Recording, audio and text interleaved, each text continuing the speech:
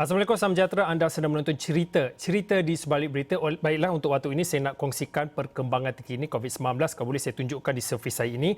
Rakan-rakan di bilik PCR mungkin boleh bantu saya. Ini adalah data terbaru ataupun perkembangan terbaru yang dikongsikan di Twitter KKM Putrajaya, yang mana terkini COVID-19 Malaysia 28 Julai, kes sembuh dilaporkan 6 kes, menjadikan jumlah kes sembuh bagi keseluruhannya adalah 8,607 kes. Hari ini dilaporkan kes positif baharu adalah sebanyak 39 kes. Pecahannya adalah 11 kes adalah daripada kes import, manakala selebihnya ataupun 28 kes daripada kes positif hari ini adalah kes tempatan, menjadikan jumlah kumulatif positif COVID-19 di Malaysia adalah 8,943 kes. Hari ini dimaklumkan kes kematian adalah sifar ataupun kosong, dan seperti yang anda boleh lihat di skrin TV, saya kongsikan kepada anda, ini adalah statistik ini COVID-19 di Malaysia, dan pastinya laporan berita ini akan kami siarkan dalam buletin Awani seterusnya dan juga di Awani 745 dan pastinya di astroawani.com.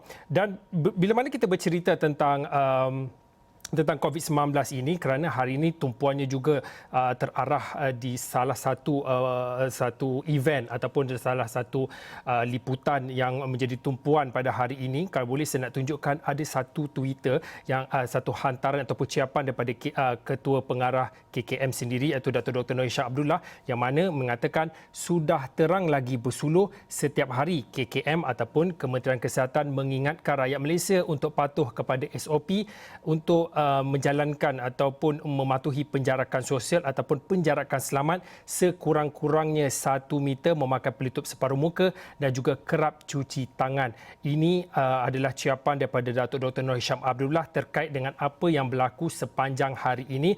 Dan kalau boleh saya nak bersama dengan Firdaus Azil, kerana Firdaus Azil dan juga rakan Faris Azman sejak awal pagi tadi, belum lagi matahari terbit, beliau dan juga Faris dan juga rakan-rakan juru kamera sudah berada di kawasan itu, di perkarangan di kompleks mahkamah untuk membawakan perkembangan terkini. Update setiap masa kemas kini dilakukan dan juga disiarkan.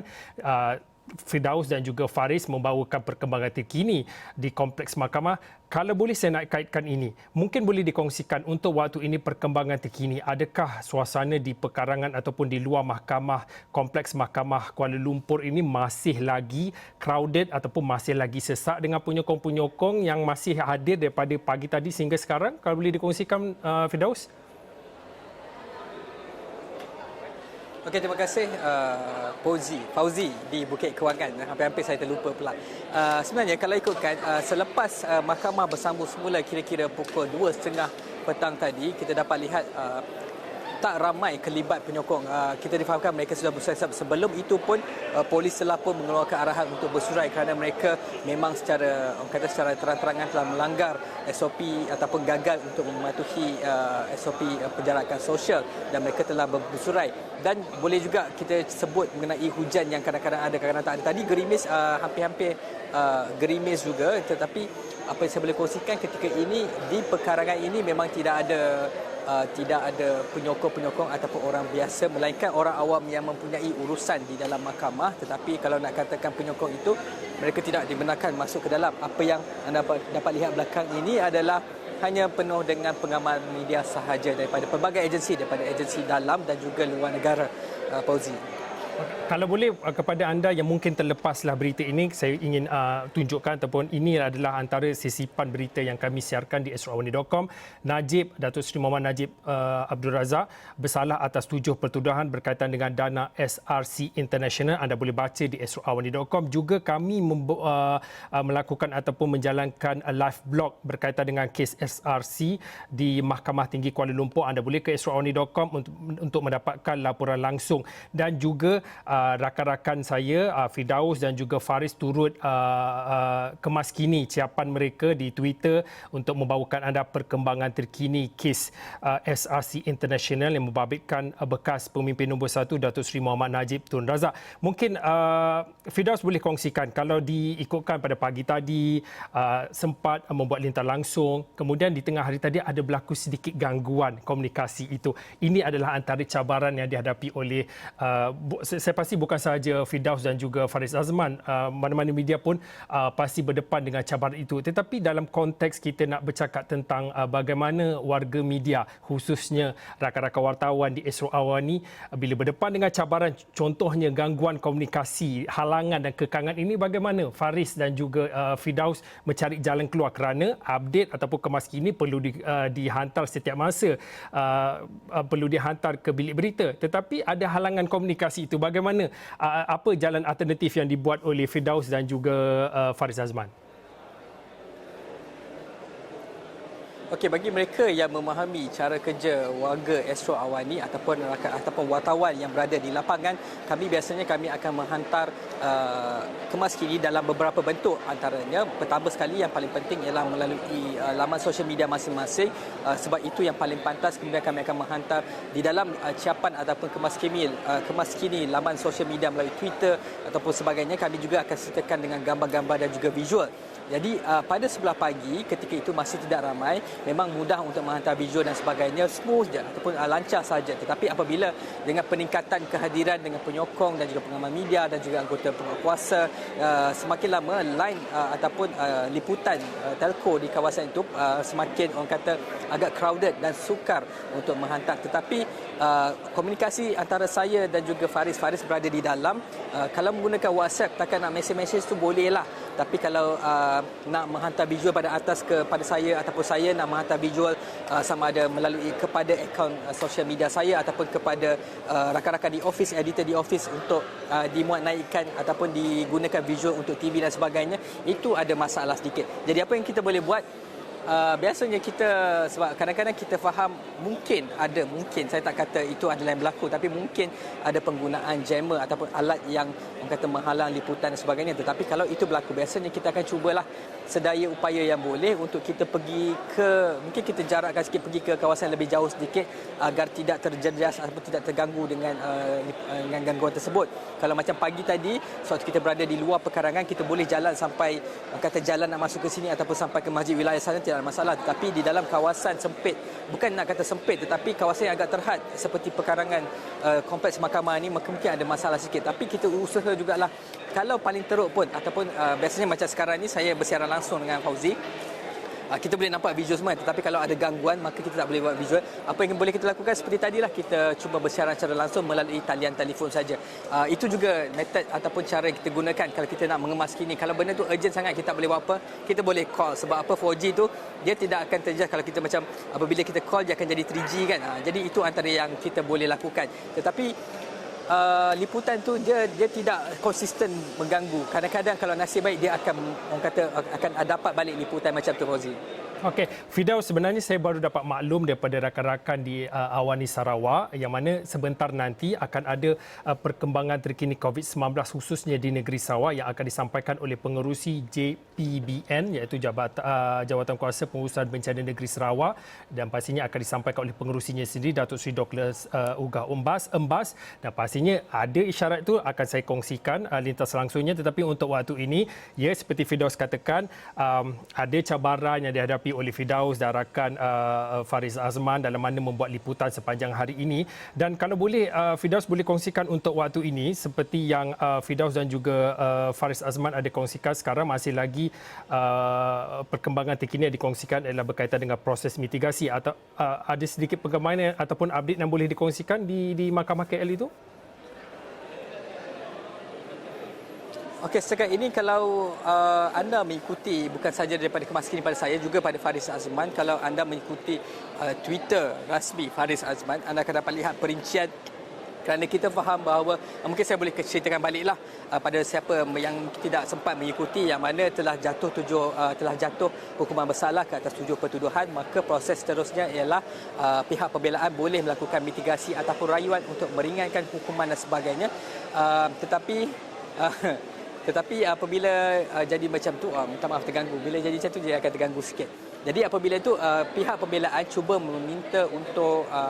meminta agar proses mitigasi itu dilakukan pada minggu hadapan, dan sudah semestinya ini dibantah oleh Timbalan Pendakwa Raya ad hoc Datuk V Sitambaram, dan juga Hakim Muhammad Nazlan juga seakan-akan sebab dia kalau perkara ini berlaku maka ia akan menimbulkan satu, orang kata, buat kali pertama di dalam sejarah perundangan di Malaysia ataupun presiden. Jadi Hakim Muhammad Nazlan kata beliau tidak mahu create ataupun mencipta ataupun mewujudkan presiden tanpa perkara yang kukuh. Jadi ketika ini sedang berlaku hujah balas, mengapa bagi pihak pembelaan, mengapa perkara ini dibolehkan ataupun proses mitigasi ini boleh dilakukan pada minggu hadapan dan pihak pendakwaan akan cuba menyanggah dan sebagainya. Ketika ini masih sedang berlangsung, kita masih sedang menunggu perincian daripada Faris Azman, Fauzi. Okey, kalau boleh saya nak bacakan sedikit ciapan yang dikemas kini oleh Faris Azman, kerana Faris Azman yang berada di dalam mahkamah itu, Firdaus berada di luar mahkamah membawakan perkembangan terkini jika ada apa sebarang perkembangan di luar mahkamah itu. Kalau boleh saya nak tunjukkan ini adalah antara ciapan terkini ataupun kemas kini daripada Faris Azman.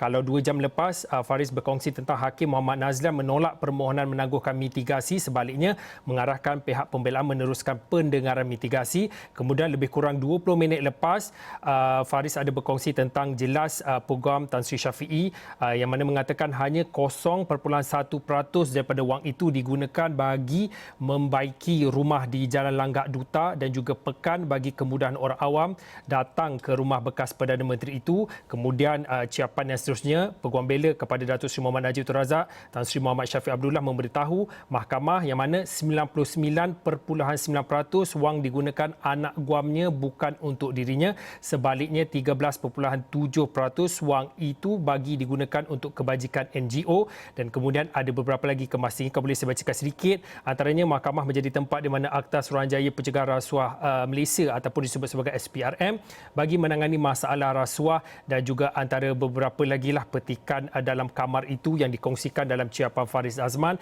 Dan yang terbaru adalah Timbalan Pendakwa Raya ad hoc Datuk V Sitambaram ketika proses mitigasi menegaskan bahawa tiada rakyat di negara ini termasuklah pemimpin melepasi undang-undang, dan katanya Datuk Seri Muhammad Najib juga pernah menduduki jawatan tertinggi di negara selama hampir 1 dekad, dan pastinya Faris dan juga Firdaus akan berkongsi lagi sekiranya ada perkembangan itu, khususnya di Twitter, dan kami di Astro Awani akan tweet semula tweet ataupun ciapan-ciapan yang dilakukan oleh Faris dan juga Firdaus Azil. Firdaus, mungkin boleh kongsikan apa lagi yang boleh kita jangkakan untuk sepanjang hari ini, selepas ini?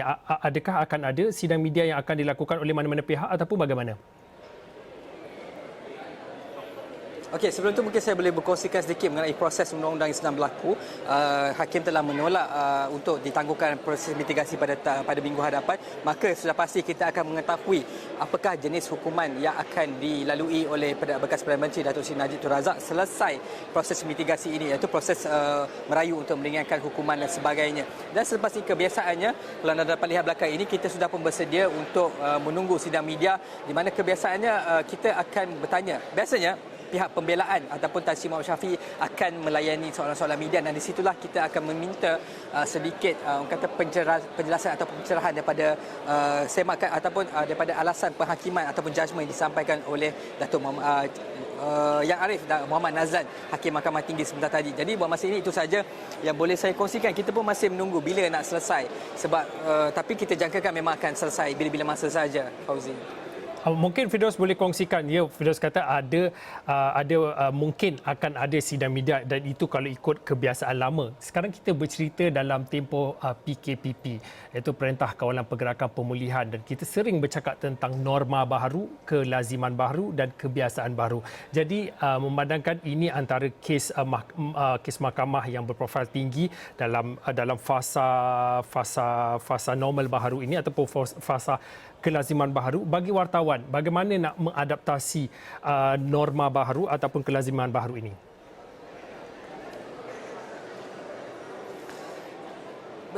Bila bercakap mengenai norma baru ataupun pematuhan pada penjarakan sosial, saya juga berada dalam dilema, kerana selain pada kita mengambil visual-visual seperti perarakan orang penyokong berkumpul sebenarnya, dan kita pun kita pun terpaksa mengabaikan sedikit, tetapi kita cubalah berjaga-jaga mengikut apa yang sedaya upaya. Sebagai contoh, penyediaan topeng muka dan juga cecair pencuci tangan sebagainya. Kita cuba memastikan, dan kalau mereka yang berada di dalam mereka ataupun seperti Faris yang mengikuti perjalanan proses pembicaraan sekarang ini, dia akan melalui, orang kata, ada jarakan-jarakan tertentu. Sebab itu tidak ramai, tidak semua boleh memasuki tempat video link ataupun tayangan video secara langsung.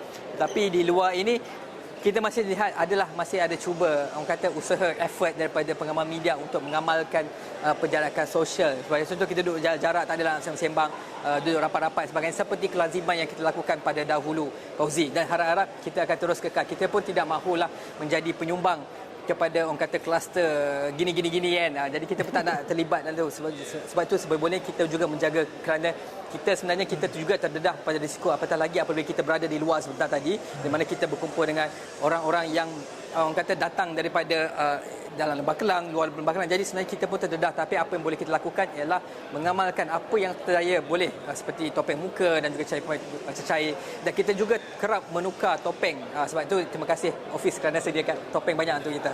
Okey, terima kasih kepada Firdaus Aziz atas perkongsian langsung daripada Kompleks Mahkamah Kuala Lumpur.